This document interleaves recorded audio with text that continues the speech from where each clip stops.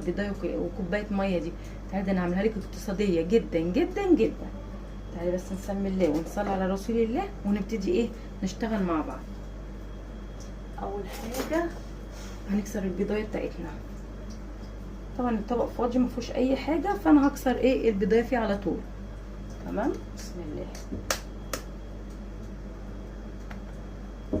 بسم الله. ادي شفتوا البيضايه وقعت بالقشره كمان. ادي البيضايه بتاعتنا وهضيف عليها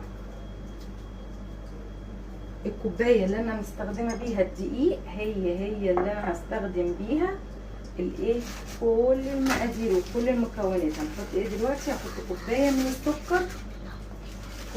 السكر. ابني بيقول لكم اعملوا لايك. هحط كوبايه من السكر.